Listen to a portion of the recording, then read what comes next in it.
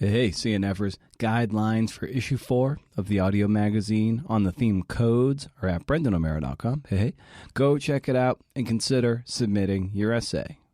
And I'm still working on issue number 3. It's been a while. It's been more than a year since issue 2 came out on Summer. Hey, it's summer. Happy summer. Go listen to Summer. I've been debating whether or not to kill issue 3 because I had a few withdrawals and it left a thin-ish remainder. But I think I'm going to plow through and make do with issue 3 on Heroes and celebrate the work that remains. So stay tuned. On a story that's had a ton of media attention, people get really tired of hearing from reporters from, every single outlet in America. And then here I come, and I'm like, hi, I'm Leah. I'm a freelancer. And they're like, yeah, the media has screwed us. They've gotten it wrong. And I'm always like, tell me more about that. Let's start where everybody else got it wrong, and I'll see if I can get it right.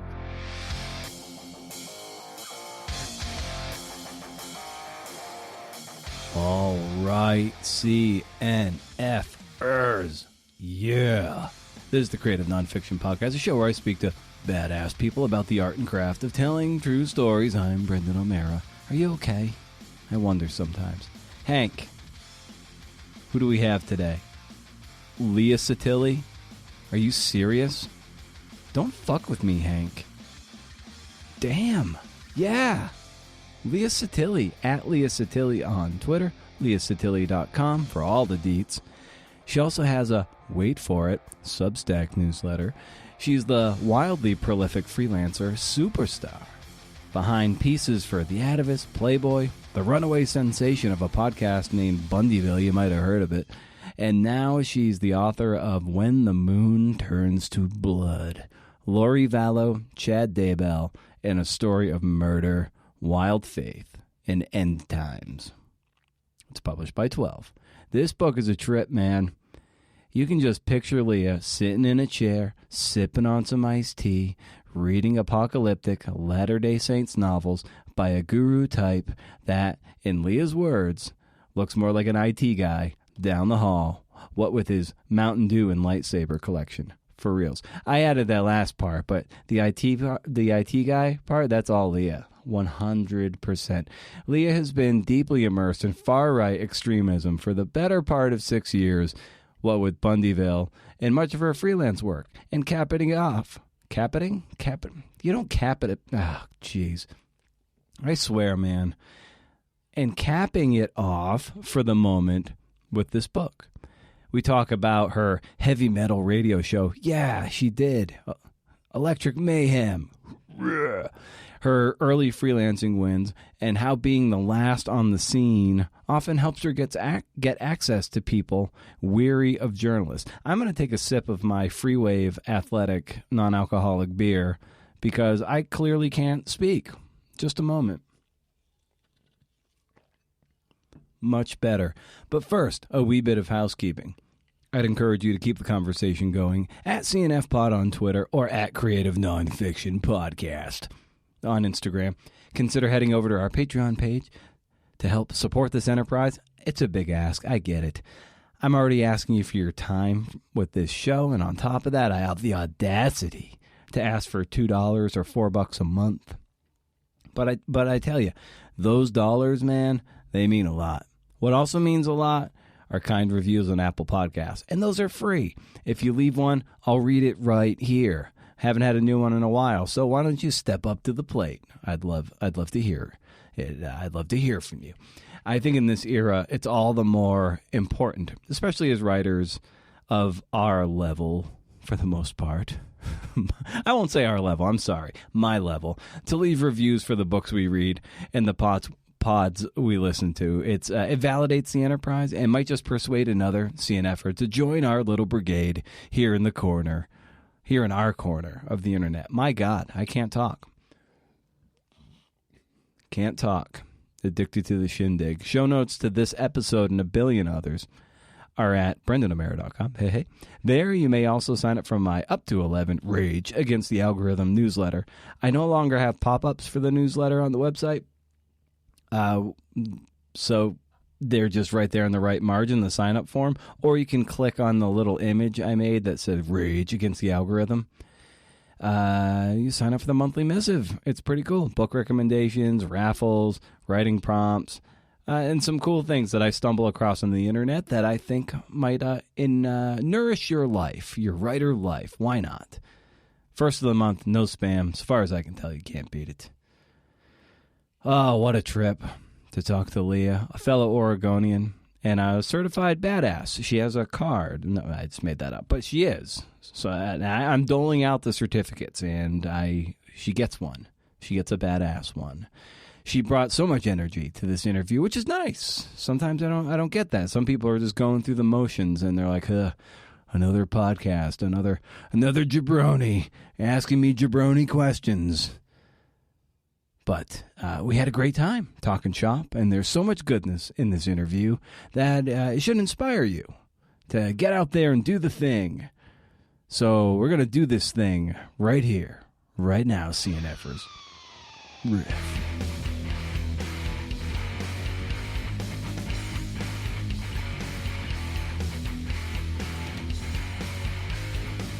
When I was like kind of doing some of the research that I like to do about digging into people's bio, I have to ask you, like, tell me about these heavy metal radio programs you hosted. Oh yeah, so you're speaking my language with heavy metal. Yes, awesome.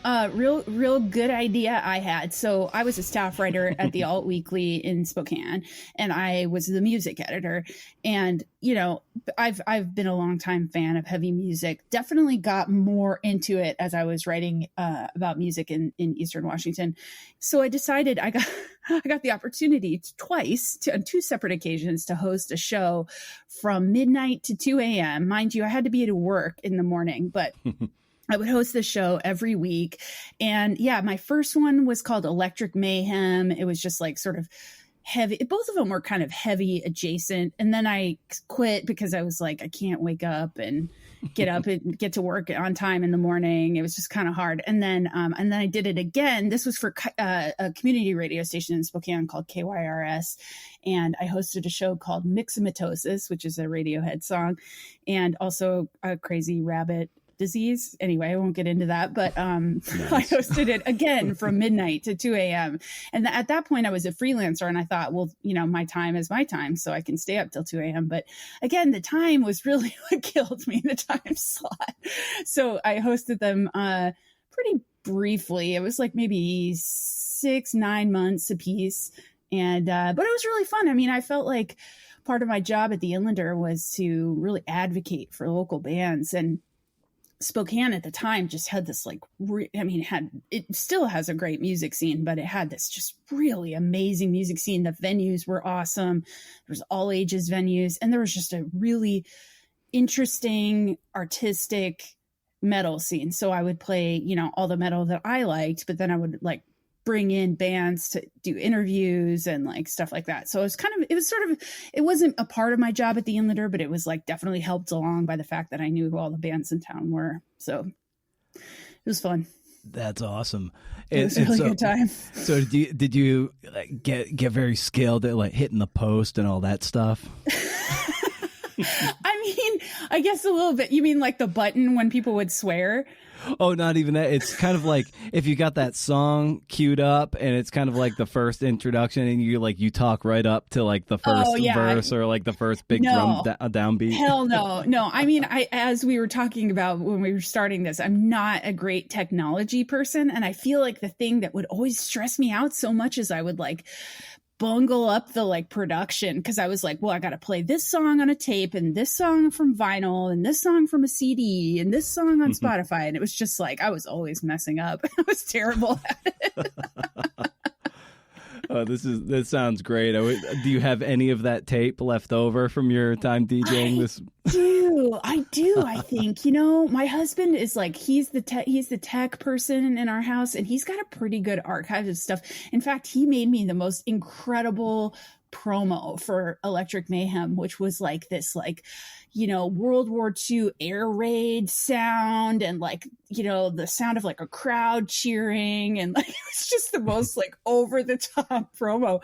And I swear that's the only reason people listen to the show, because, you know, once they tuned in, I was like, you know, dropping calls and like, you know, barely queuing the song on time. So he's the brains behind the tech operation.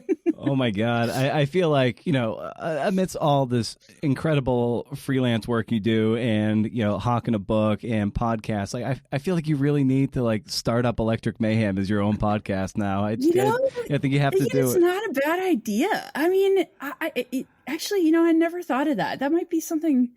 I got time. I could do it. Like, I mean, why not? I think that it's, it was really, really fun. And like, I think that that's one thing that's tough for me now where I'm at in my career, is like, I just don't get to have a ton of fun with what I do. And I also don't get to talk about music very much anymore, unless I write like a random essay about something. So not a bad idea. If I do it, I'll let you know. Nice. Yes. Please. I'm just down the 5. Let me know, and I'll be there. Your guest spot. Yeah. We'll talk my weekly spot, or we'll talk like Metallica and Godsmack and Gojira and all my favorite bands. Incredible. Yeah. So give me a sense of when you got the bug to get really into writing, specifically nonfiction. How'd you get into it? I mean, I've wanted to be a journalist since I was a kid. So my dad was, he was on TV. So he was a TV reporter, and then he became a weather guy, which is how we ended up in the West Coast. He worked for a station in Portland. One thing that was really cool was like, he would be like, he worked the night shift. So he did like the 6 o'clock news, and then he'd come home for dinner, and then he would go back and do the 11 o'clock news. And he'd ask my brother and I sometimes like, hey, do you want to come to work like tonight on like a Friday night, you know, when we didn't have school the next day? And so sometimes we would go with him, and like, I swear, like the bug for journalism was planted because I would go in with him to the newsroom at like, you know, for the 11 o'clock news, and it was just buzzing. Like, it was just so exciting. There was so much going on. There was always like, you know, the personalities in the newsroom were really like, I could see why my dad really fit. Like, he was just really, you know, on top of things and funny and boisterous, and like he fit in that TV thing. So I started to be really into that. And then, you know, we subscribed to the Oregonian when I was a kid, and it was, you know, a much bigger operation than it is now. But, you know, I just devoured it. I was just really into it. And so I would make my own newspapers, you know, at home and stuff. And pretty much just as soon as I could, like, I worked for my high school newspaper, and I knew I wanted to be a reporter since I was like 10 years old. But I really fell in love with it when I was in college, and I worked for the college paper. I went to Gonzaga University, which has, you know, no, like the smallest journalism program ever. Yeah, I could have like gotten in-state tuition at U of O at like an incredible journalism school, but I was like, I wanted to go to Gonzaga, so real great choice. But lots of student loans I'll be paying off forever. But I really fell in love with journalism working at the college paper, and it was when I took like a 300 level journalism class where we were studying like, you know, these like practitioners of new journalism. And I read Joan Didion, and it like just changed my life. Like, I was like, wait, this is journalism? Like, I could do this. Right. And that was kind of when like, I just like fell so hard for it. And I mean, it's funny because I'm always like complaining that I'm like, I work all the time, but I've been like that for a long time. Like, when I was in college, I worked at the school paper. I was the editor for a semester. They were just semester long positions. And then I also started my own newspaper. So I started a paper that was for, it was a street newspaper. So like these papers that advocate and like tell the stories of the houseless population. So I like started this street newspaper. So I was just like doing journalism all the time. And I have been since I was like 20 years old.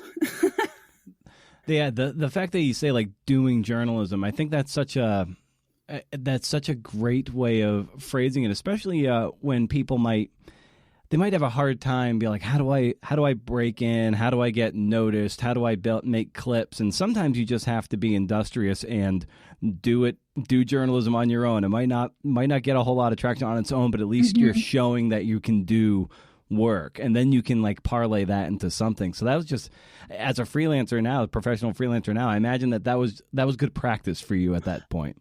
For sure. I mean, it's like, it definitely is. I don't think I've ever thought about it that way, but I think it's like journalism has been with me for like a very long time. And it's almost like an affliction for me. Like, it's like, I just do it.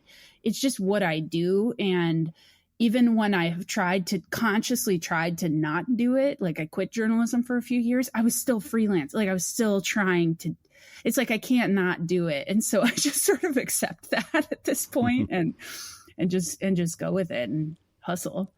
What was that period of where you say you quit journalism?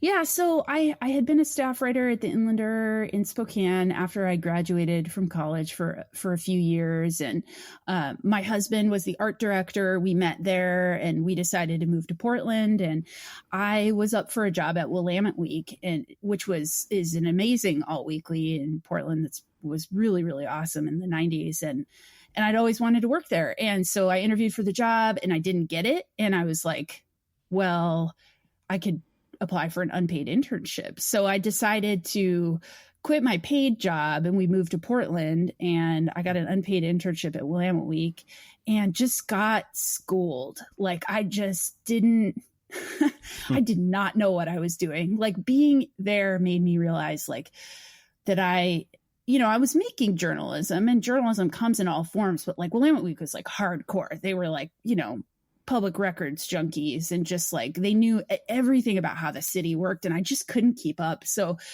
when I was done with that internship, I was just like, I don't think I'm cut out for journalism. I don't think it's meant for somebody like me. So I quit and I worked at a comic book company in marketing for a year. And then I worked for like a toy company for a couple of years. Like I had incredibly cool jobs that actually paid me really well. But I was like, all I want to do is make journalism. So I went back. It really didn't last very long. I tried other things and like really had a good shot. Like what's cooler than working at a comic book company? Like, right. I mean, it was so fun. And I got to go to like all these comic conventions and like talk to people in Star Wars costumes all day. But it just, for me, it was just like, I knew where my heart was. So when I got back into it, I just doubled down and was like, okay, I gotta get better. I gotta push myself. Where did you feel like you had a deficiency in terms of your reporting?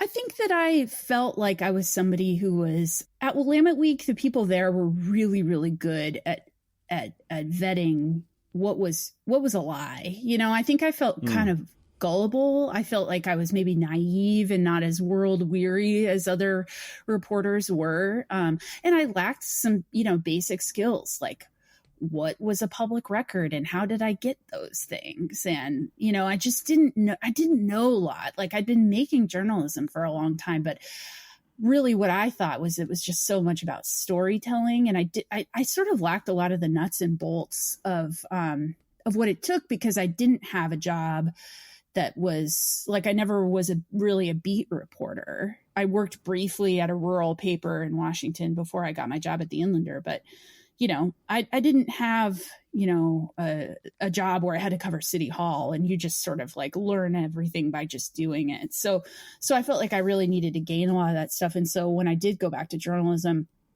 I started taking on stories where I felt like I had some kind of like thing I needed to learn. And I still do that now. Like if I'm not learning something new, then I tend to avoid it.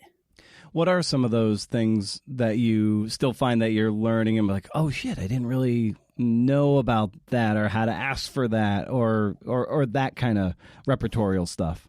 That's a good question. I definitely, let's see. I don't know. I mean, I'm sure if like a budget type story would be a story I would never do, like just stuff where it's like the ins and outs of how like a government organization works. probably gonna fail. Like, maybe I need to learn some things there. But I guess I do take on stories now that tend to, like, I know something, like I read a lot about extremism. And so, like, I might take a story where I know something about the type of extremism that is being explored, but I don't know everything about it. So then I kind of, use that as an opportunity to learn more, and that kind of thing. Yeah, I find that, and not that I'm a great writer by any stretch, but I'm a better writer than I am a reporter. And I feel like I'm more like the John McPheesian reporter, where you just kind of like hang out, like ask a couple questions, but more or less you're just kind of taking it all in, that whole fly on the wall thing. Like, that's more my speed and my style. Like, I'm not like a fast reporter guy. I'm not a real pushback kind of guy. And I don't know about, like, just that's what I know about myself. I know I need to get better about that. But I wonder, like, for you, to, like, did you notice there are certain holes in the way that you went about, the way you interview, or the way you hang back, or when to challenge and when not to challenge? I mean, maybe. I think that the way that freelancing has worked for me has been just like, for a long time, I would say yes to things knowing I didn't know how to do it, and just sort of I would sort of fake it. So, like, for example, as a way of I needed to make money, I started getting offers to do breaking news stories for the Washington Post. And I didn't have breaking news experience. Like, I'd worked pretty much exclusively for weeklies. I'd freelance stories for magazines, but I'd never done that quick, breaking news stuff. Yeah. So, but they didn't need to know that, right? Like, so I just was like, sure, yeah, totally. I would totally cover this thing that you want me to do. And then I would just figure it out. And it was, I think I learned after a couple of years of that breaking news was not my passion. Like, it felt good when I knew that I could do it.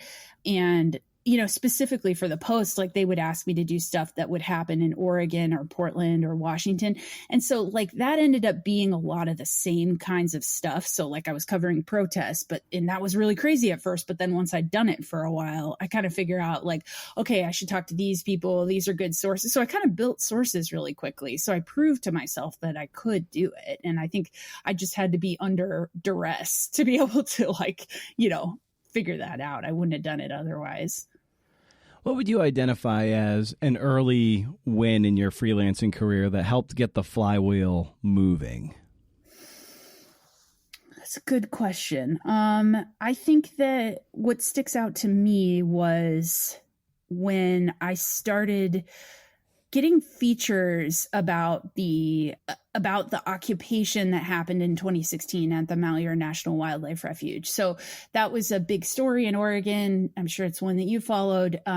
But it was, I'd been freelancing for quite a few years at that point, and I was just not nailing the types of big profiles that I really wanted to be writing. Mm-hmm. Like, I was writing for Playboy every now and then, and they were giving me a lot of really great freedom, but nobody was really seeing it because it was hard to see online. And, like, it's actually strangely hard to find an issue of Playboy too, if you want one. So I was doing all this, like, work that I was super proud of, but not a ton of people were seeing it. So when the occupation happened, I started chipping away at it like features writer. There were so many people on the ground that were covering the day-to-day of what was happening there.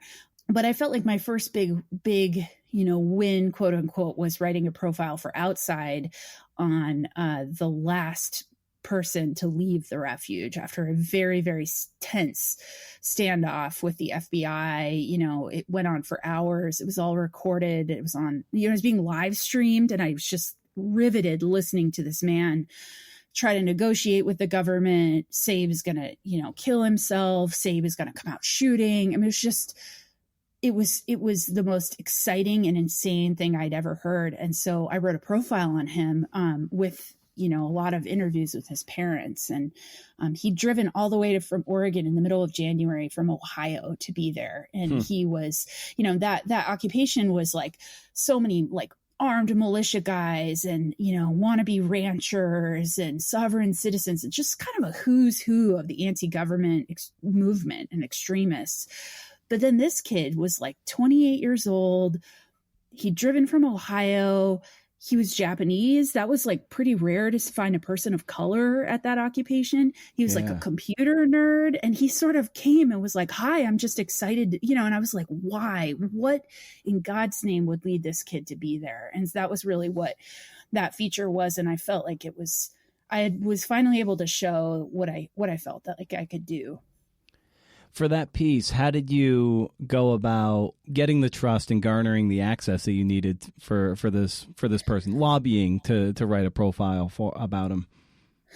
I'm pretty sure I started where I start with a lot of the stories that I do, because I'm usually the last person to call.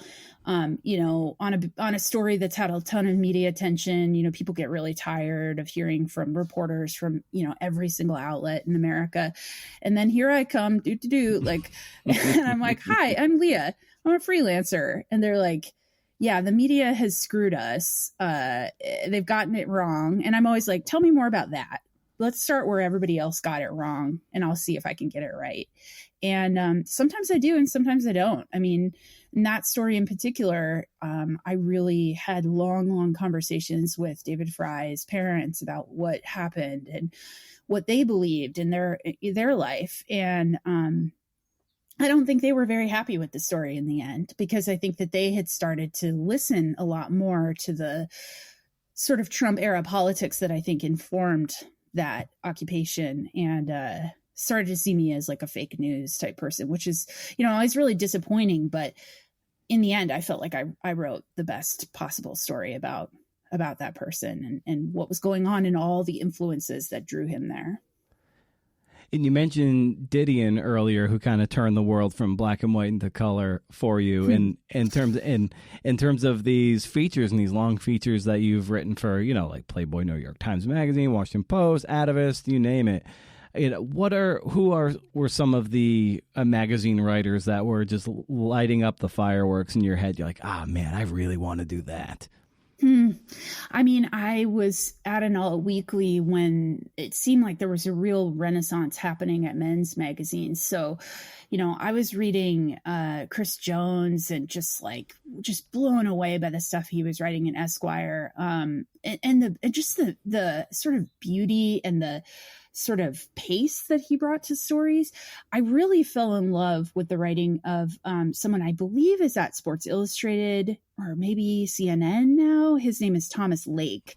Okay. And he has written some just beautiful stories. And there was just all these kind of writers I want to say in like the late aughts that were doing really, really exciting long form. And then, we started to see like a lot of those magazines crumpling and a lot of those jobs going away and stuff. So, but a lot of those, I mean, I would say probably Chris Jones, like his story about the Zanesville animal release. Like, do you know what story I'm talking about?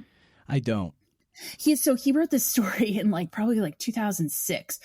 It was Zanesville, Ohio. And this man owned 20 tigers and a bunch of bears and all this stuff. And he essentially let all of the animals go. And it was this town was all of a sudden besieged by wolves and tigers and cougars and so it was about the police trying to figure it out. It was horribly violent. It was this really, really intense story, but it had been told, and Chris Jones came in and then he really told it. And that was a really aha moment for me that I didn't always need to be first, maybe. So, yeah, I mean, I could nerd out about writers forever, but those are two that come to mind. Oh, this episode is brought to you by Athletic Greens. Listen, you've probably heard of these guys, and I have yet to try this product, but what I dig about them is that they're plant-based, which is important to me. Otherwise, this would be a non-starter. With one delicious scoop, you get 75. Wow, that's a lot. Right, Hank? 75 high-quality vitamins, minerals, whole food, sourced superfoods, probiotics, and adaptogens to help you start your day right. This special blend of ingredients supports gut health, nerve system, immune system, energy, recovery, focus, and aging. All the things. I'm excited to dig into this stuff because it's vegan. But if you're one of those keto bros, it's compliant and all that stuff. I like paleo too. It also supports better sleep quality and recovery. So if you're an early riser, you can wake up fresher and ready to tackle your work or your workouts, whatever you want to do. I don't know. What else is pretty rad is in 2020, Athletic Greens purchased carbon credits that support projects protecting old growth rainforests. If you want to experience Athletic Greens to make it easy, Athletic Greens is going to give you a free 1-year supply of immune-supporting vitamin D and 5 free travel packs with your first purchase. All you have to do is visit athleticgreens.com/emerging. Again, that's athleticgreens.com/emerging to take ownership over your health and pick up the ultimate daily nutritional insurance. Oh, and you mentioned it too with the magazines crumpling and the space shrinking for people like us who want to do that kind of work. So how have you managed to keep doing the kind of work that excites you, given that the landscape is always changing at almost like an avalanche pace, and it's just really hard. That ice flow is really shrinking under our feet. Yeah, it's rough, man. Like I definitely thought that if I quit my job at a paper and I did the best possible job that I could as a freelancer, that I might get attention of like the big publications in the East. Maybe I'd get a job offer and I'd be able to get to do what I wanted to do from the West, which I, continue to think is just a criminally undercovered part of the country. And, that didn't happen. Like I felt like even when I put out my best work, it just, it gets attention, but it just, I don't know. It just wasn't happening for me. And then it was also like, all these magazines start closing, they're laying off their staffs, Playboy decides to stop. They stopped printing for a while, even the places I was writing for started suffering. So I started to realize, probably later than an average person would, but that I could probably not make all of my money off of writing. But that's not to say like I'm pretty unwilling to do anything but journalism. So I really tried to diversify my income. So like I do written stories, but then I also took on podcasting, which was something that I never had intended to do. I really enjoyed podcasts, but I sort of got an opportunity to do that, and it's beget other podcast opportunities. So I started doing that. I started teaching, writing workshops. And so I tried to just kind of branch out what I do, because I knew, there were years of freelancing where I was writing 56, 60, 65 stories a year, and that's like features that, big magazine, long form features, that's short breaking stories, that's, stories I just didn't really care about, but that I took on because I needed the money. It's just, I was just burning myself out. I think I'm probably emerging from burnout. I think writing a book made me realize I wasn't burnout anymore. So I had to do that to kind of realize it. But yeah, so in writing a book, that was another one of those things, which I was like, if I write a book, that's one more thing that, maybe it'll make money. Maybe I'll be able to get royalties from it. So yeah. When it comes to writing the book, did you feel like it was something that you needed to really build up to through the course of doing a lot of long magazine pieces and kind of building the endurance to be like, okay, can I sustain the tension and the pace for 80 to 100,000 words versus something that's like 10 or 15,000, or was it just like, did you feel like you needed to reach a certain point with your magazine stuff before you could be like, okay, yeah, now I'm ready to write a book? Maybe. I think that it was a combination of doing the long form work, which, I always have done. I had that, I did long form at the All Weekly that I worked at too. So it was long form, but it was also podcasting. It was learning how to write for radio and learning how to write a story arc, because, you know, I did feel like I was pretty creative in the structures that I would use for my long form stories, but it really was when I learned how to write a podcast and write a good one that I felt like I really had to learn what makes something interesting. And I started kind of after I learned podcast writing, I started reading books differently and stuff. And I'm, you know, a pretty avid reader too. So I feel like I was just kind of digesting lots of forms of storytelling and sort of figuring out what I wanted to do. Cause I knew I had the investigative skills to do a book, but I didn't want to write a book unless I could put it together in a structure that felt interesting and creative. Cause that's the kind of book I like to read. In what way did audio like fundamentally help the way you go about writing and structure? I did not have any idea how to write a podcast, and I thought I did. I think that that's a good thing, is that I was like, oh yeah, I can write a podcast, no problem. Like, and just got, you know, I just really learned very quickly that I did. Writing for radio is a completely different skill.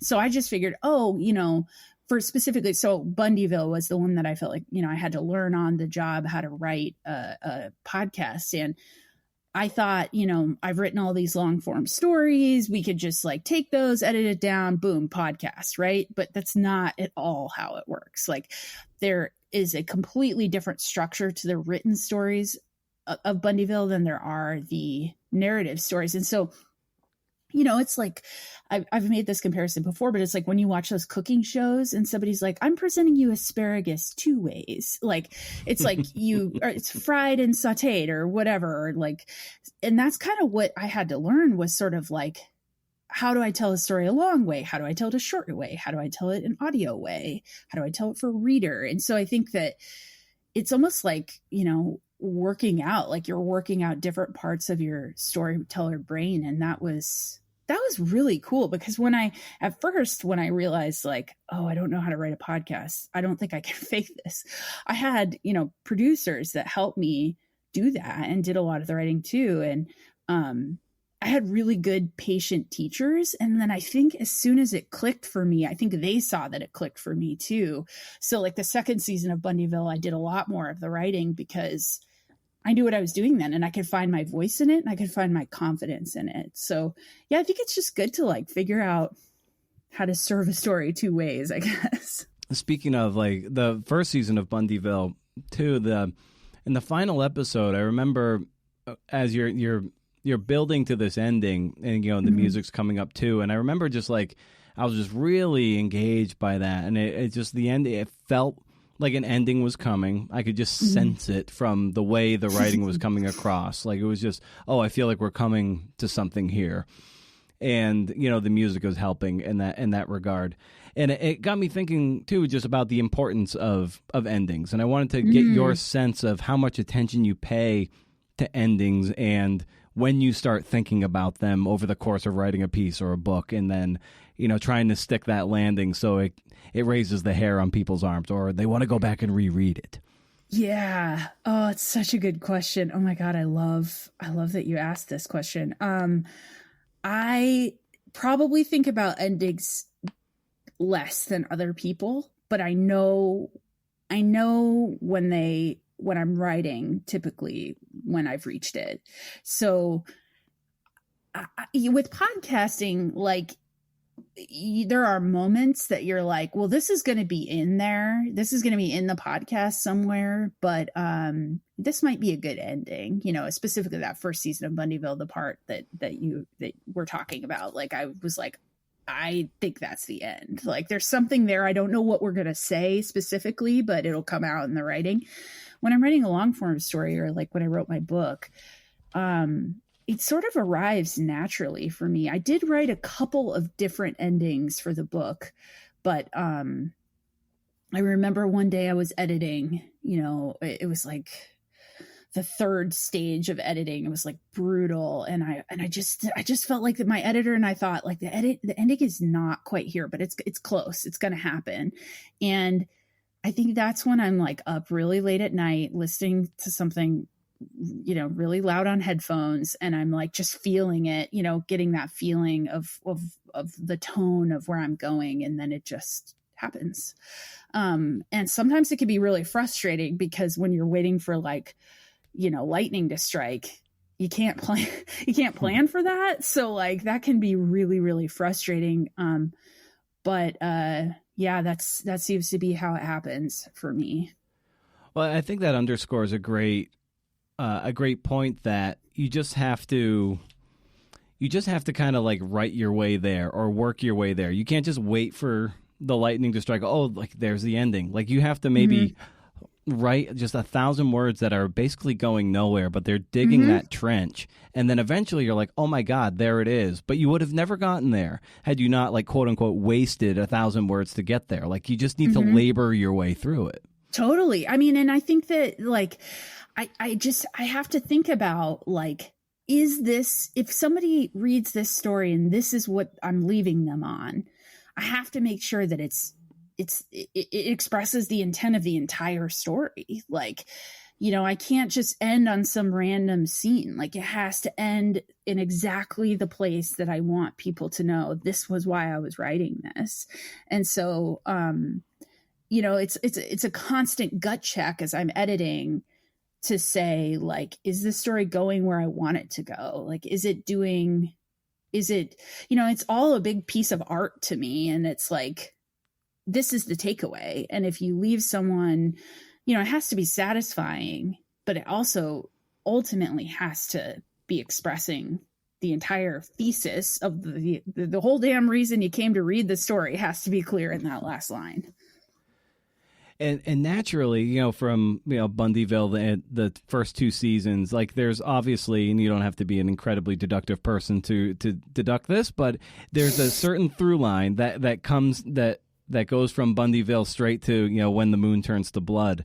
So like at what point do you, through the reporting that you've done on the far right and the podcast, and then of course it leads to this book. So at what point do you stumble upon this and you're like, oh, there's a story here that I don't think a lot of people are telling that's not as salacious as one would think, and I'm going to really plant my flag on this.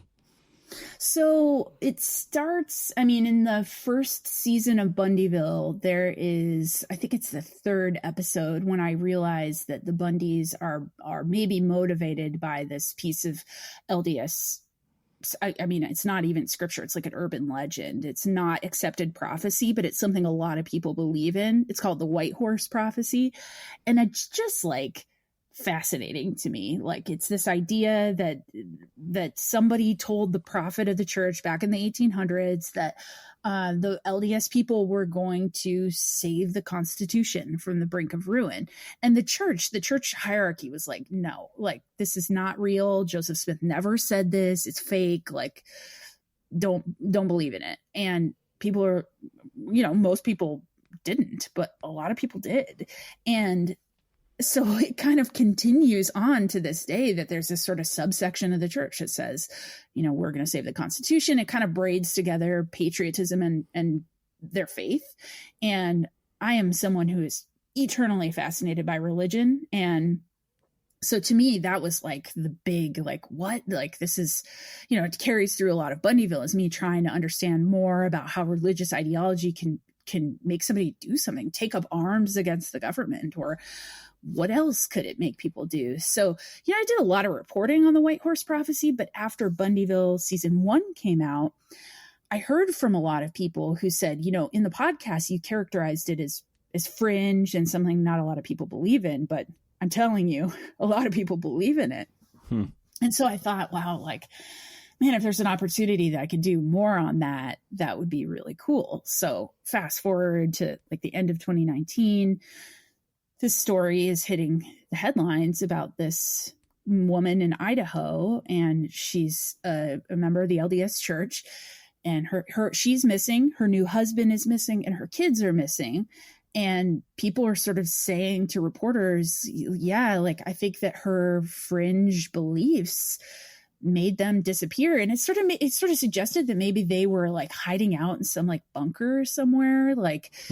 And so I just remember seeing it, and I was like, I wonder if she believes in the white horse prophecy. Like, I wonder, that was my first thought.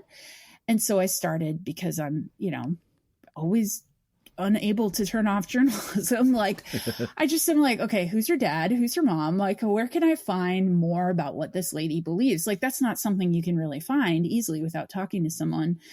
But I found, like, almost immediately that her dad had written this book about hating the IRS and why you don't need to pay your taxes. And it was like Sovereign Citizen 101. It was totally familiar to me from, like, the Bundy stuff, that it seemed like he would very much agree with a lot of their ideologies. And then right there in the text of his book, he uses the language of the white horse prophecy. And I was like, oh, no way. Like, I can't believe that my husband always laughs. People, like, always make fun of me. They're like, you have, like, this horrible instinct for this stuff. Like, I just, like, I knew that if she had these LDS beliefs, that was probably adjacent to something that I had understood. And that's really where it started for me. Was I'd wanted to do more work on fringe LDS ideology and trying to understand, how that got to be so big in certain parts of the West. And then this story came along, and it was like, boom. And I'd been wanting to write a book for a while. So it pretty quickly became an obsession, and that's how it became a book. Yeah, I'd marked the part where at page 65, my galley, he writes towards the end of the book, like, be aware, America's cherished constitution is hanging by a thread in 2020. And hanging by a thread is like the whistle of people who talk like this. Like the Bundys talk about it. They without citing the white horse prophecy itself, when they say hanging by a thread, like, Leah's ears are like, oh, I know exactly what you're talking about. And that's so much of, like, writing about extremism, is learning to understand, like, when I first was writing about it, there's so much coming at you that you don't totally know what the meaning is to the words that you're hearing. But when you do it for a long time, you start to see the way that people speak in code, the way that they dog whistle to other people, the way that Trump, would dog whistle to the Proud Boys or to white supremacists and stuff. And it was, like, so clear if you had done this work. And so, I don't know if the main character in my book, if her father knows that he's saying the white horse prophecy, but at that point in time, that language, the Constitution hanging by a thread, was, like, so in the culture and in the air that it was like, well, that's even more interesting to me, because here I initially thought that this was, like, this fringe thing that only, weirdos talked about. And it was like, no, it's, like, being talked about by all kinds of people. So yeah, my ear is perked up right away. And a big part of your research for this book was reading Chad Daybell's novels. And all that. And there's a moment in the book, too, where I just picture you in your hammock and you're, like, liking it to reading the Babysitter's Club's books as you're, like, just immersed in this guy's world, such as it is. So what was that experience like, just totally immersing yourself in this stuff? And just, what was your impressions as you're reading his novels? I see what you're asking. What kind of person does this to themselves? I will tell you, I am that person. Like, it's the pandemic at that point, and we're very much, in lockdown, and people are saying, like, oh, it'll be up by Memorial Day. And then that didn't happen. And so, other people were, like, learning to make sourdough bread and, like, knitting sweaters. And here I was reading tons and tons and tons of apocalyptic doomsday LDS fiction. And I was fascinated. And there was something just so, like, I don't even know what, like, I was like, why are these books so interesting to me? Like, also, why are they so easy to read? I was trying to I felt if I was going to do this book, I needed to get my headspace into that of a reader who would, because that's ultimately what Lori Vallow, the main character in the book, she was a reader of these books. So I was trying to really just kind of, I couldn't go interview her because she was in jail, and I couldn't go do much reporting in the field. So this was kind of my way of doing that, was like, well, at least I can get into the headspace of this person. So I bought tons of books on wherever I could find them, written by Chad Daybell. I have several copies that are autographed. And Oh, how lucky. yeah, wow, right. Priceless. And I started I came up with, it was like I created a game for myself. Like I started color coding them based on what conspiracy theories he was talking about. Like I was reading them also through the lens of somebody who's written so much about extremism and far-right conspiracy theories and anti-government belief systems. And so I just basically was like, pink is for when he talks about conspiracy theories. Blue is when he talks about racist ideologies. And green is, the LDS people saving the Constitution and stuff. And so I just started to kind of try and recognize trends. And, but yeah, I would weirdly pass the day laying in my hammock outside drinking iced tea and reading these books, and it was it was just an exercise in immersive reporting, I guess. It's like, that's what I like to call it. Right. Remote immersive reporting in this. But I knew, as a writer, it's like you do say a lot about who you are and what you're thinking about. And even in, I write fiction not very often anymore, but I do it. It's something I enjoy. And I know that the things that I unpack in my own fiction are things I'm thinking about. So, I figured, well, there's probably a lot I could learn about this person, about the readers of these books, but also the person who wrote them. So they were kind of a really valuable document I felt like I'd stumbled into. Oh, for sure. Because when you're doing this, whether it be biography or this degree of narrative, like you have to build a world. It's nonfiction, but you do have to do world building. So that was I could just sense that was very much, on your mind. Like if you're going to immerse people along in this book, you need to get somewhat into the headspace of some of these main characters. And without interviewing them, I mean, what better portal into the madness than these novels, really? Exactly. And to see the escalation from novel to novel that, Daybell as a writer initially, he always would write an author's note at the beginning. And his author's note was kind of humble at first. And he would always thank his wife and for, encouraging his writing and his family and stuff. But over time, they really started to change where he said, this thing I wrote about in my last novel actually happened. And, I'm really starting to think that maybe I'm seeing things. Maybe these are more than just pieces of a story. But he would always hedge his bets and kind of say of course I don't mean I'm a prophet. I would never say that. He was trying to stay in the good graces of the LDS Church while also kind of dipping a toe out just to see how far over the line he could get. And then, novel by novel, he starts saying my predictions are coming true. This is what's happening. This is what we can expect. And, and it's just, he's clearly gaining confidence in his fringe belief system. And what became the challenge for you outside of the novel parts fleshing out the headspace of these characters, and a lot of times the desperation that I felt of so many of them to want to belong and to believe in something, that to be a part of a tribe, really. I think that one of the things that was so difficult for me in the reporting was, this was a story that was just caught on fire in the tabloid space. And so a lot of people had signed agreements that they wouldn't talk to other reporters. They were only talking to Dateline, or, they were agreeing to do a podcast or whatever. So, I mean, that's from, the most main characters all the way down to kind of tertiary characters so it was there was this big wall around the story. And I was just kind of walking along the edges, knocking, trying to find a weak point that I could get through. And so, finally, I think because quite a lot of time had passed, a lot of stories, had already come out about this case, I reached Chad Daybell's brother, and I reached out to everybody and said, will you talk, expecting everyone to say no. And he actually said yes. He was like, I haven't talked to anybody. I've gotten a lot of people have asked, and I looked at your work, and sure, I'm willing to talk. And it started a series of conversations that we had. And that was a huge breakthrough for me because he hadn't talked to anybody else.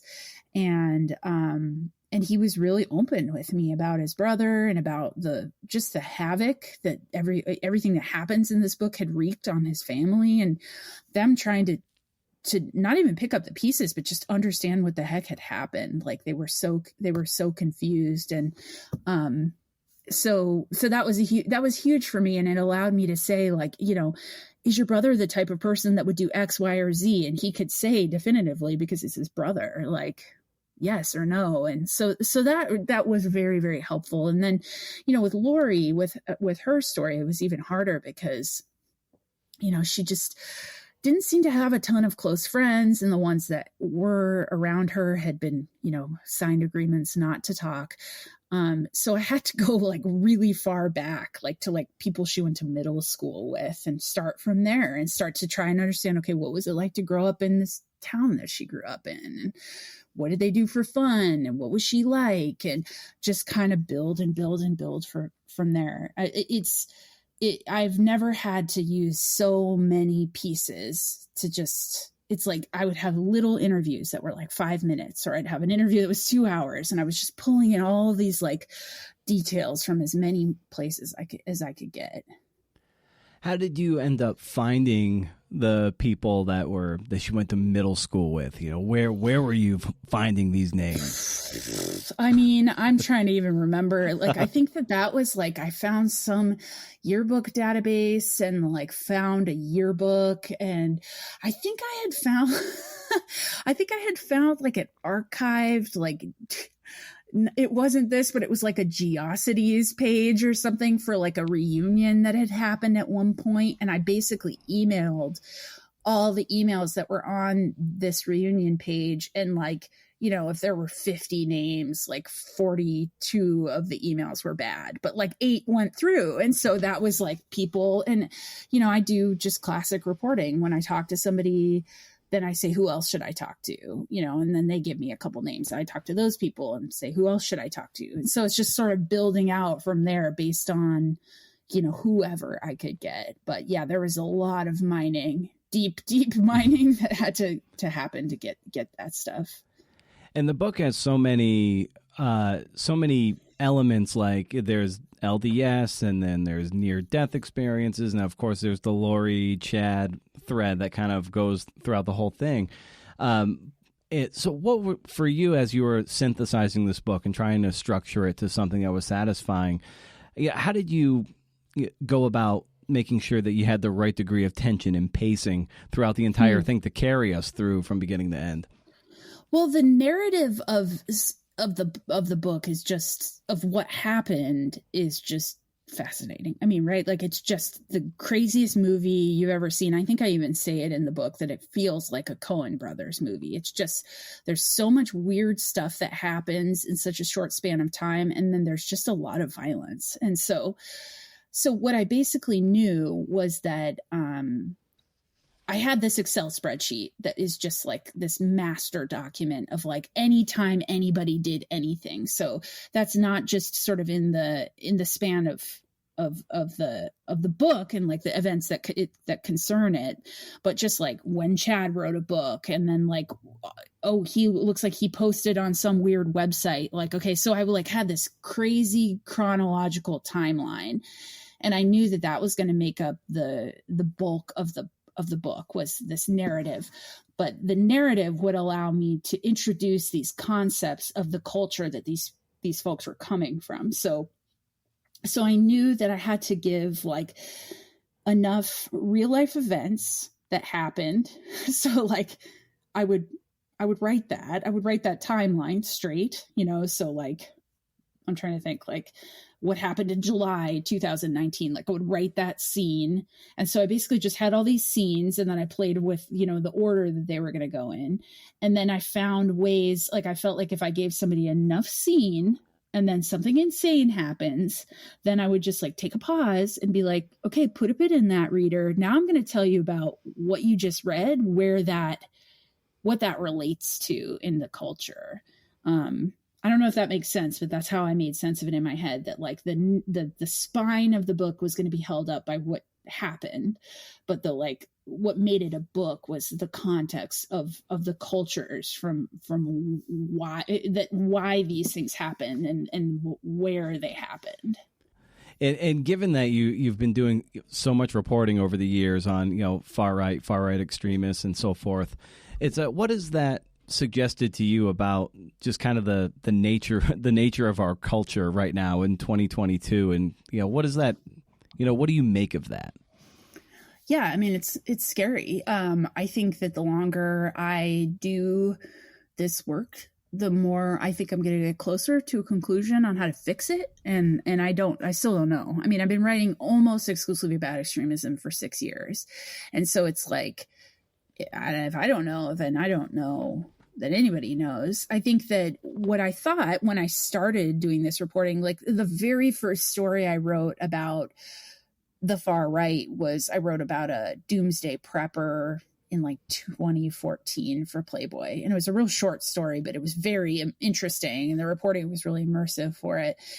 And then I wrote about the Bundys. I wrote about the Malheur standoff. I wrote about, you know, what happened in Bunkerville, Nevada. I started to think that like extremists were just like, I don't know, just like sort of unhinged people, that they had, you know, real baseless ideas, or they, you know, were just neglecting to exist in the same world of facts that I was. What I have come around to is that extremism is much, much more normal than we want to believe. That this book, the Vallow Daybell story, is really proof of how extremism can exist in plain sight and nobody can even know it. That there are these spaces in our current culture that really nurture people toward radical ideologies, towards violence, and somebody can be participating in that, and the people around them might not even know. Their kids, their spouses, and that's super scary. I think that, you know, we just saw this van, this U-Haul of 31 white supremacists get pulled over in Coeur d'Alene, Idaho, on their way to stage a big confrontation at the Pride Festival a couple weeks ago.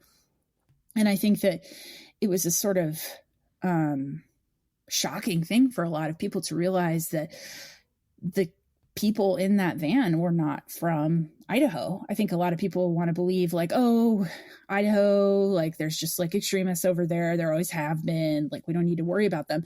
One by one, each of those people being revealed showed that they were from all across the country. They were from like tons of different states. You know, I think that I've started to see that like extremists are everywhere. They are in cities, they are in rural places. It is everyone's problem to worry about. And I think that even now, people are not quite making the connection that this is a big movement. You know, we've seen, you know, when I started writing about fringe far right stuff, it was fringe, and now it's mainstream. I mean, it's like the talking points of the Republican Party. So that is that's a really sobering and scary thing for me. In trying to figure out what my role is in telling people, and how much, you know, like we've said, it's hard. It can be hard to get the attention of the public. I mean, there's millions of people who live in this country, and most of them haven't heard Bundyville, like, you know, and like, I'd love it if they did. I think we might not have had a January 6th if a lot of them did, but you know, it's just, you know, I've come down to like this sort of difficult realization that like I can do this work and I can like dive in as deep as I can, and people will, you know, not everybody's willing to hear it. And so I'm the person that puts the information out there, and what people decide to do with it is what they decide to do. Well, it goes to the point of that wonderful essay you wrote for The Guardian about the late Bill Moreland. And towards the end, you know, you wrote, "My anger lay solely on one question. How could a man write almost exclusively for 36 years about racism and extremism in America and die not seeing the problem go away?" And Yeah. And I get that sense too. It's just like, you could be doing this for the next 36 years and you know what, it will likely still be prevalent. You know, that's just the reality, right?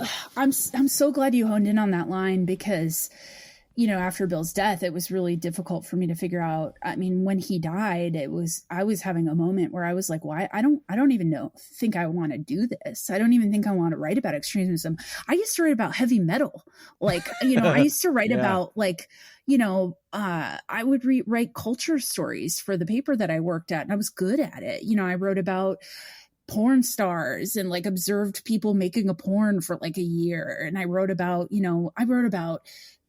sex work, and I wrote about all kinds of just fascinating people and cultures and movements. And then all of a sudden this thing happened in my state, you know, and I just couldn't look away from it. And Bill was such a grounding presence for me, because when we met, it was just, you know, we were like 30 some odd years apart in age, but like we just clicked. And we would talk all the time about why we do the work that we do. And I was really questioning that. I mean, it was really difficult after January 6th. You know, I had kind of a bit of a breakdown, because I was just like, you know, in Bundyville season 2, you hear us ask a guy, what are you going to do if Trump loses the election? And he says, all bets are off. You know, we'll do everything. We'll do anything. And, you know, my producer and I were like, scrambled after that interview. We're like, oh my God, we have to put the podcast out there sooner. People need to know this. You know, that came out a year and a half before January 6th happened. And it was so difficult to watch that and to just realize, like, you can work really hard as a journalist, and you can put your safety on the line and to do the work, to tell people, and it doesn't mean they're going to listen. And so I've been struggling with that, and being like, you know, maybe I should just go write about music again. You know, maybe I should Electric Mayhem podcast. Yeah, do Electric Mayhem again. Like, you know, we'll stay up till 2 a.m. and stuff. But I think that my answer was given to me when Bill died. I was like, I have to keep doing this. You know, I don't clearly have a knack for it. And I don't know how I got to be that way, but, you know, I'm willing to do it because because I care about democracy. You know, I care about being able to continue making journalism. I care about the First Amendment. I care about equal rights. Like, that's not me being biased. That's just me wanting to like live in a functioning democracy. And you know, we've seen in the West these instances, you know, very big instances of extremism that were sort of kind of brushed under the carpet, I think, by the national media. Like, they were just sort of seen as like, you know, the work of aggrieved cowboys or whatever. And it's like, no. The same people who were participating in those things went and stormed the Capitol at January 6th. Like, so, you know, I think that if I can help contribute in that way, then I certainly will. And I think you breached the subject in Bundyville too, and you're talking about, or with Bill, was, there's two schools of thought. You're like, well, should we cover these white supremacists or white nationalists and how they go about their work and give them attention? Or do we, you know, ignore them or let it die on the vine? And it's kind of like, well, they're not going to die on the vine. So it's like that calculus of how to cover them without aggrandizing their movement. I imagine it's a calculus that's been hard for you to navigate, and probably Bill too for the greater part of his entire career. Sure. Yeah, I think it absolutely is, because, you know, I always say I'm one freelance journalist. Like, I'm a one-woman newsroom. There are so many stories that come at me that I just can't do, but the ones that I choose to do help sort of advance the conversation that we're having around extremism. And I think that what I have come to know, and certainly something that I talked a lot about with Bill, was this idea of ignoring people. It just doesn't work. Like, it doesn't work. I mean, you look at former state representative Matt Shea in Washington State. I mean, the guy was talking about super extreme things for 12 years of being in office. I mean, he was reelected again and again and again. A lot of people just ignored him. And I took the tag that you couldn't ignore him. And, he's not in office anymore. That's certainly not because of my reporting, but I was one of many reporters that were sort of like, hang on, why are we ignoring this? Like, because he's got a lot of power, and he's got some real scary ideas, violent ideas. And I think that with the book too, that was a choice that I had to make, because I think that you'll find within LDS culture, there are a lot of people who are like, why does the media want to keep talking about, the story at the heart of Under the Banner of Heaven, or, Warren Jeffs and the polygamous communities? Like, why do they want to talk about that stuff? And I think that my answer would be exactly the same, that these communities at the fringes have committed violence. They have subjugated people. They've pushed conspiracy theories. Like, if you're pushing the same conspiracy theories that are being pushed by white nationalists, like, it's just, I don't really care who you are. Like, we need to talk about that. So I think that's definitely a driver for the stories that I decide to do. Do we need to talk about this person? Do we need to talk about some random commenter on Twitter that has, no profile pic that's like, saying, I don't know. It's a very deliberate editorial choice that I think you have to make about which people you talk about. Certainly if they're in positions of power, they need to be held accountable. But if they're in positions of influence, then I think they also need to be held accountable. One of the last things I wanted to ask you was, in the acknowledgments too, you talk about Bill, which is wonderful, and you wrote that great essay for The Guardian. But there's also this moment where you mentioned that Sean Desmond, your editor, he left a voicemail of encouragement that you'll never delete. And I was wondering if maybe you could share what that voicemail was. Yeah. So I got it, I want to say it was like in November, and I had written the book and then rewritten the book and then maybe sort of half rewrote it again. So it was like it had gone through a few stages, and it was not easy to do that.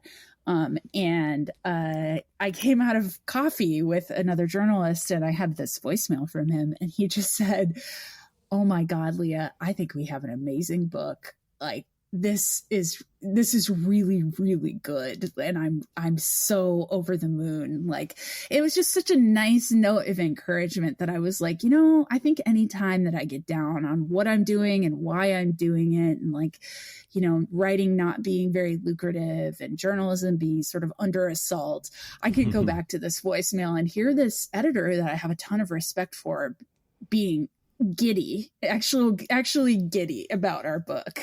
So it's amazing. Really cool.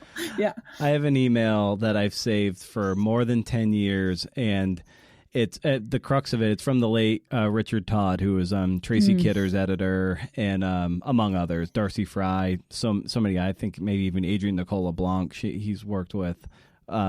Her, and in any case, he was a fourth semester mentor of mine for an MFA I got back in the late aughts, and it was just something to the effect of it was just like the crux of it was, well, Brendan, you might not have like a ton of talent, but but you have what a lot of writers with talent don't have, and it's just like you stick with it, and it's just like you have a lot of perseverance, and ultimately it really comes down to perseverance. So I was like, all right, I can get a little bit better, but I guess I have something that's intangible, and I'd like to think I've gotten a little bit better, but I do have the perseverance part, and I haven't made it yet, but one of these days. I mean, it's so funny, like the things that we hang on to. I had an email exchange, like, oh my God, probably 15 years ago, probably even longer than that, with the writer Jess Walter, who's a brilliant fiction writer. He wrote one nonfiction book,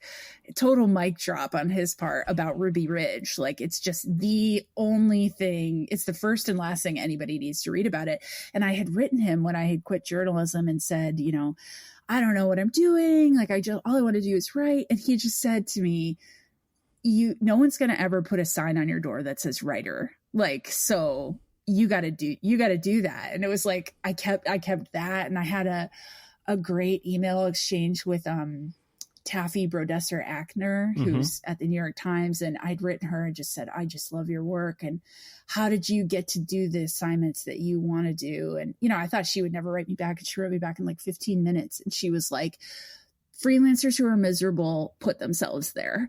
And you just have to fight to do the work that you want to do, and just don't stop until you get to do the work you want to do. And it was just like, it's so funny that you also keep these sorts of things, because they're like kind of tough love, but it's sort of what you need to hear from the people you respect. And that's just so invaluable to me. Oh, that's incredible. And Leah, I don't know if you caught the email I sent you just before we were on the air, about 20 minutes before we were supposed to record. A question I like asking guests as we bring this airliner down for a landing is just asking for a recommendation of some kind for the listeners. And like as I say, it can be anything. So if you saw that and the pump is primed, I'd love to hear what you might recommend for the listeners out there. Man, oh my gosh, I have so many. I'm like literally sitting in the middle of like all of my books. So I'm like, well, which book do I recommend? But, I'm going to sound like such a hippie, but I recommend going outside, because I spend all of my time making journalism, and what time I don't spend making journalism, I spend backpacking and hiking and being very immersed in the wilderness. And sometimes I come out of it and I think that the only thing worth doing is spending time outside. And the way it calms your mind, the way it makes it seem like Twitter doesn't matter is pretty stunning. So sleep under the stars, have a campfire if it's not fire season, and carry a heavy pack. That's what I recommend. Have you gone to Kentucky Falls on the coast? No, it's near. No, I haven't. I just read about it the other day, though. Dude, is it cool? Oh, it's amazing. Before the dry season kicks in, you gotta maybe go. I imagine since we've had such a wet spring that it's still roaring.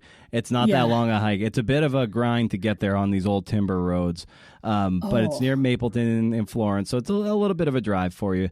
That sounds wonderful. But once you get up there, you meander through these roads, and there's a nice little parking spot, and then it's about a 2-mile hike in, so nothing too demanding.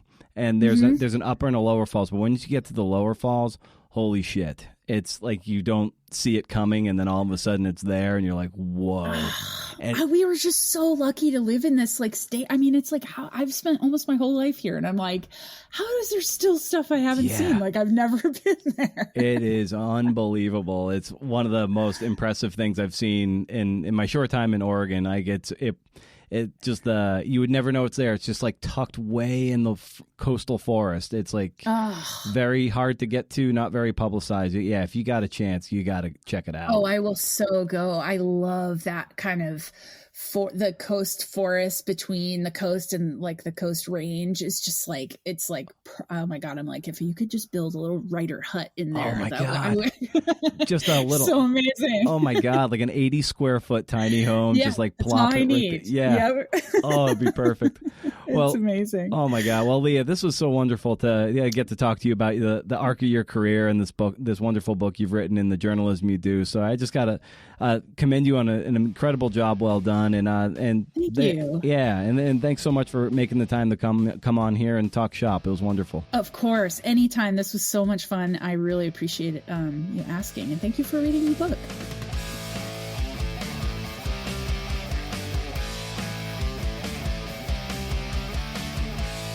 Can you believe it? We somehow did it again. I honestly don't know how these shows get made. Man, I really, really don't. Thanks to Leah, at Leah Sottile on social. The name of the book is When the Moon Turns to Blood. It's published by 12. Go check it out for some true crimey end times fun. And if you could, share or link up to the show on social media, and I'll be sure to give you those digital fist bumps, James Hetfield gift, some social validation that I see you seeing the show. Today, so I'm reading this, or I'm recording this Thursday, night before I publish. And I just got back from doing a little story that got put on my plate because somebody else couldn't do it. I tend to pick up scraps for people. I'm like the little robot in Wall-E. It's like foreign contaminant. But there's some Ukrainian athletes in town, 2 high school age girls and their 31-year-old coach. And they've been basically refugees since the war in Ukraine. So I got to speak with their coach about being over here, and they're competing as guests in a track meet, a U20 track meet. And that was pretty cool. The language there, I believe it's Russian. I know Katya Savchuk, who was on the show here, she spoke fluent from Ukraine and speaks fluent Russian. In any case, beautiful language. I was just like smitten by the language, and thankfully there was the coach did speak some English, but someone had showed up who actually could translate, so that made everybody at ease. I'd never spoken to anyone about with a translator. So that was kind of a trip. I know some reporters are like, oh, that's old hat. But I've never done that. It was cool. It'll be an all right little story. It's one of those stories that you get at the last minute, and you get to interview one person and write it, so whatever. It'll be what it is, but it definitely puts things in perspective. Here they were competing in Turkey, I think, and then February 24th, Russia invades Ukraine, and suddenly they don't really have a country to go back to, so they've been kind of hopping around the globe. Been in the States for a little while, and they're training up to the Worlds in Colombia. And so that's where they're at. Like I said, perspective. You would never know by even just looking at them that there's this hell going back in their home country. So, anyway, this is a bit of a woo-woo thing for me to say, and definitively off-brand, like way the fuck off-brand. Are you ready? Right here, right now, is where you're supposed to be. I'm sure we've all heard some version of that somewhere, probably on some yoga social media profile or something, or some meditation app, who knows.